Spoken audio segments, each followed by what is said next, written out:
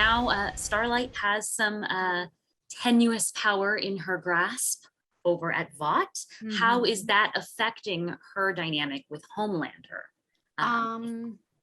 In a massive, massive, massive way. I mean, first of all, she's having to work alongside the person who symbolizes everything that she's trying to fight against, and someone who she thinks is just a sociopathic, murderous, what else?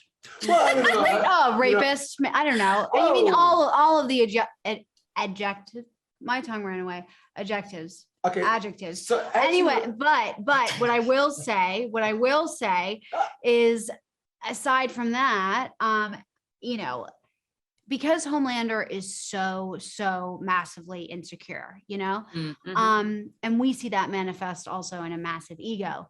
When she gains power that is equal to his, I think that's really what, unbeknownst to her in the beginning, that's really bad news for her, because any increase in her own power, I think he sees power as a pie, and she's taken a bigger piece from it, and that takes away from his own.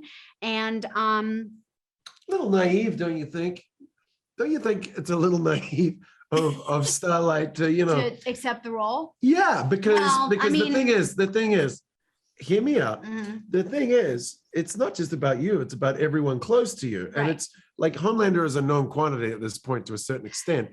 He's always been a nutbar and always been dangerous. Yeah. And also pretty conniving. So the inevitable thing is, keep your friends close and your enemies closer, which from your perspective means jeopardy for everyone in your life. Yeah, I think also that's why viscerally, like initially, she's like, no, I'm not doing this. And she makes sure to say that in front of Homelander, so he knows, she's of no threat to him.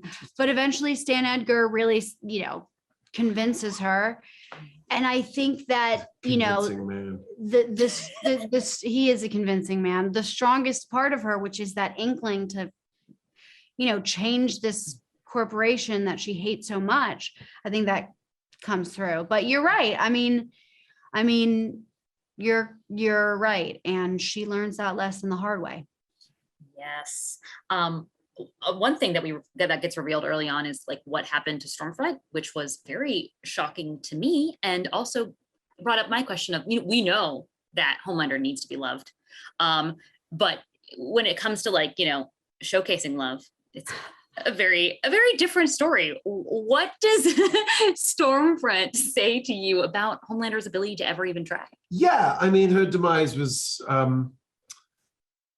pretty grim and scarring for this guy. I mean, he's so what's happened to him is he's always been operating in the world according to external opinion and how he's been marketed and packaged by the company. And I think Stormfront was an extension of that. So I think that's kind of the end of the road in terms of him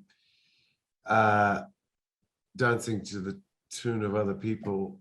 He's really on his own now and trying to figure out what that means and really he's doing it on his own. He's a big boy now and he's leaving the nest, and that's good and empowering in one way, and it's really difficult because there's no one there to help clean up your mess, so to speak. So it's it's if he could be even more ostracized from the world, I mean, it really it adds to this whole idea that he has of that he's a victim, that everyone's picking on him at all times. And now look what happened to Stormfront, and the world hates him, and it's it all just adds to his fear and loathing. Yes, well, Fear and Loathing is a good subtitle for season 3. Thank you guys so much. Have a great day.